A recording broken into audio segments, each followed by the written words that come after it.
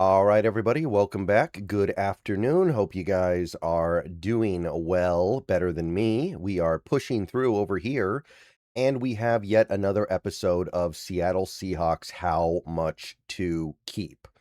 And we are going to be talking about a very difficult one today. The one we did earlier today, K9, that one was tricky, but I feel like we ended up getting to about the right answer. This one, I don't know if there really is a right answer that can be reached right now because this one is complicated. And I feel like the complicated nature of it is really strongly indicated by the man's market value page on Spotrac. So, Tariq Woolen, very, very intriguing player. Going to turn 27 this offseason. Been in the league 4 years. Going to be a free agent in less than a month. What is he going to get? And how can we determine it ahead of time? All right, guys, before we go any further into the video, I want to take a minute to tell you guys about my friends over at Sleeper. Sleeper is a one-stop shop for all your sports needs. Download the app to your phone. You can celebrate and chat about sports in real time with other users. You can get scores, news, and alerts with blazing fast speed. And you can play in daily fantasy leagues and win real money on picks contests. So enjoy sports together. Download Sleeper today, and don't forget to use my promo code SBN for up to a $100 match on your first deposit. Plus, they currently have a free $20 entry, no deposit required, just make an account. Terms and conditions do apply. See Sleeper's terms of use for details. Currently operational in over 25 states and growing. So check out Sleeper and have fun with sports this year. Sorry about that. My finger slipped on my stream deck. But Tariq Woolen, very, very complicated player to figure out here. And Spotrac seems like they're kind of punting on it too, because their calculated market value for Tariq Woolen is 1 year, 8.2 million. I cannot imagine that that is actually the number that he demands on the open market. If it is, I mean, if that's what it is, I would do that. I mean, I would jump all over that. I would love that. Sign me up for 1 year, 8.2 million of Reek Woolen. Kind of force him back into that contract year mode where he has to take things seriously and you don't have to worry about getting stuck holding a bag. But something tells me that's not going to happen. However, the fact that Spotrac can go with this number is indicative of the fact that this is a very complicated thing. And again, there may not be a right answer right now. So Reek Woolen or Tariq Woolen, I don't know what he goes by these days. He is a decorated player on top of being on the number one defense in football this last year and a Super Bowl champion. He did make the Pro Bowl, but he made the Pro Bowl in 2022. That was a long time ago. And by most metrics, 2022 was the best year of his career. However, and this is where I have a very hard time imagining him not getting paid a lot of money this offseason. Every year of his career, if you take his 4 years in the NFL, the ball production is off the charts. 12 interceptions, 53 passes defensed, and at least 11 passes defensed every year of his career. He's missed a handful of games to injury in his career. What are we talking about? 1, 2, 3, 4? He's missed 4 games in his career to injury in 4 seasons. Like, that kind of ball production and ability to consistently stay on the football field, in my experience, gets paid. Now, further complicating the issue, Pro Football Focus does not like him. This most recent year, they thought he was a below average corner. Ironically, mostly because they thought his coverage was not very good. They graded him pretty poorly for coverage, and they liked his run defense enough to kind of balance things out a little bit. But you can go back to previous years, and there were years where they thought he was an above average corner. 2024, 2023, and 2022, they graded him fairly well, but they never thought he was an elite player. But you take a look at the ball production and look at the coverage numbers, by the way. This is a Pro Football reference, of course, but look at these numbers. He's never allowed more than 420 yards in a season in coverage.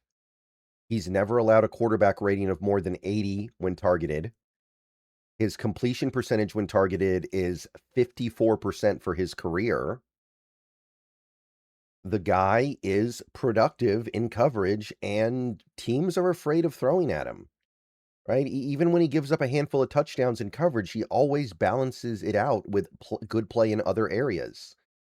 In order for him to not get a massive contract, if he gets anything close to this, then there must be a very toxic reputation out there that precedes him and overrides everything. Because not only does this guy have the production, think about the talent this guy has. This is a 6'4" corner who is one of the fastest players in the league. If this guy can't get paid, if this guy can't get two teams in a bidding war over his services, then there must be a horrible reputation following him around everywhere he goes. And look, I think most people are aware of the fact that he's a little bit of a space cadet, that he's not entirely reliable, and there probably is some fear around giving him a lot of money. But are you telling me that nobody is going to ignore that and take the plunge on a guy this talented and this productive? I don't know. Like, you're taking a look at these cornerback contracts in the NFL, and look, I know he's not going to get paid at the top. I understand that. The league has kind of judged him as a flawed player that isn't going to get paid like players that he honestly compares very well to in terms of production. He's not going to get paid like Sauce or Stingley or JC Horn or Surtain. And I know he's not going to get paid like Deron Bland, but like, okay, Deron Bland, what do we really have here? Okay. He got paid with a year left on his contract. He got paid entirely based off 2023, more or less, where he had an incredible season. Don't get me wrong. I'm not saying that, I'm not taking anything away from that. Obviously, what Deron Bland did in 2023 is better than anything Woolen has done in his whole career. All pro first team, Pro Bowl, got votes for Defensive Player of the Year. But like, even then, you take a look at his coverage numbers. He allowed almost 700 yards in coverage that year. Look at all these touchdowns he's allowing. He allowed a quarterback rating of 105.7 before he got hurt in 2024. So we are talking about a player that had shown that he was pretty flawed. Despite the great things he had done, he showed that he was a flawed player, capable of really getting beat up in coverage before he got paid. And yeah, Pro Football Focus, they liked him a little bit more than they like Woolen. You go back to 2023, they thought he was remarkable. That was the record-breaking year. But Deron Bland gets 4 years, 90 million. That's 22.5 million per year.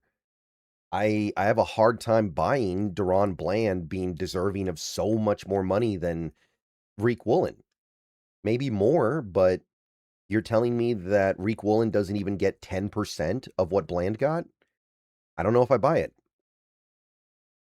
Okay, let's scroll down a little bit more. Let's find somebody else. Tyson Campbell got paid 2 years ago. 4 years, 76.5 million. That's just over 19 million a year. I think that, yeah, he got paid 2024. So 2024, he got paid early. He got paid after a season where he missed 6 games. And you can see the ball production those first 3 years that got him paid. It's good. It's not on the Tariq Woolen level. It's not. 6 interceptions, 30 passes defensed. It's very good. And you go down to his cover numbers. That first year, over 650 yards allowed in coverage. The third year, QB rating when targeted, 8 touchdowns, 128.5. Actually really, really bad, right? 1 interception, 8 touchdowns allowed. We have problems here. And then he gets paid over 19 million a year. Pro Football Focus didn't even think much of him in that 2023 season. They thought he was below average the same way they think Woolen is below average. Now, 2022, yeah, they really liked him a lot. 82.1. So he was kind of getting paid based off this year. And believe me, guys, I understand that these players, by and large, are better at defending the run and tackling than Woolen. But the thing to keep in mind here is that Woolen showed in significant improvement in those areas this most recent season. So the idea that he's not going to get paid because he's not a good tackler, I think is diminished significantly by the fact that he showed improvement in 2025. And you can be wary of that improvement if you want to, but I don't think you're going to be able to completely ignore it either. So Tyson Campbell, like, again, I don't know if Woolen's going to get more than Campbell, but looking at the play on the field between those two players, I think I'm pretty clearly discovering that Woolen is a more productive player in most ways that it can be calculated. Last offseason, Paulson Adebo got paid by the Giants on the open market, right? This was not an early extension. He actually left the Saints. So Paulson Adebo, former third-round pick, by the way, not a huge amount of pedigree here. He had 4 years with the Saints, good ball production, right? 10 interceptions, 43 passes defensed, missed 10 games in 2024. Not a healthy season for him in 2024 at all. And you take a look at his coverage numbers, I mean, he's kind of getting like Woolen has Woolen has chunks of this coverage data in his stool. 700 yards, 664. It's actually pretty bad. Now, the last 2 years were a lot better because he had a lot of interceptions and only allowed 2 total touchdowns. But still, the body of work is clearly in Woolen's favor when it comes to playing in coverage. So you want to say that Paulson Adebo is better in run support, better tackler? That may be true. I actually don't know a ton about Paulson Adebo personally, but he probably is. But you look at these coverage numbers, it's actually he's getting picked on a little bit here. And it wasn't until the last 2 years when he started to stand up against it a little bit, but you still have problems. So I don't get it.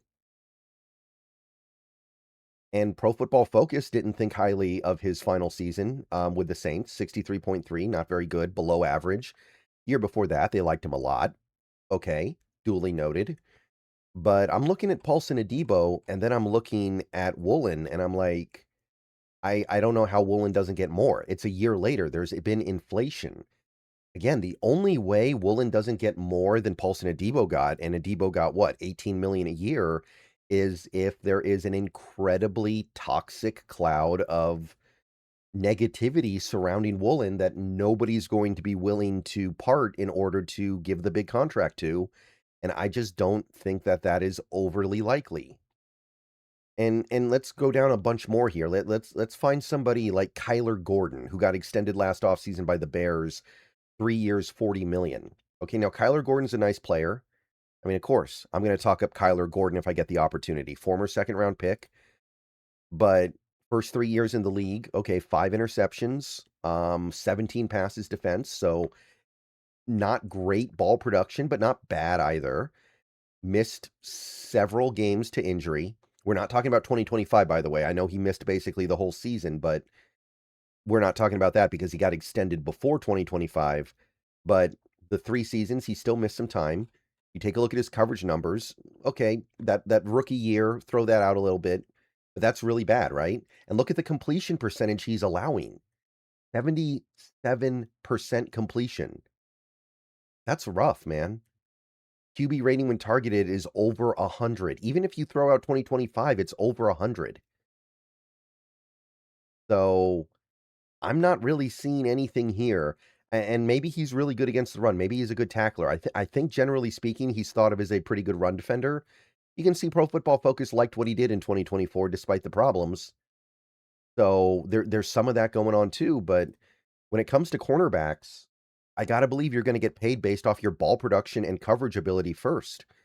And Kyler Gordon, it's not even close. So if Kyler Gordon gets more last offseason than Tariq Woolen gets this offseason, Woolen must have done something that made everybody wary of him. That's the only way anything like this comes close to happening. Like based on the play, based on what Tariq Woolen does as a player on the field, it seems to me that he should be getting like 4 years, 80 million, 20 million per year. Is he going to get that? I have no idea. I can't judge this one because clearly there's a little bit of a reputation here, and it's going to be hard for Woolen to get paid beyond that reputation.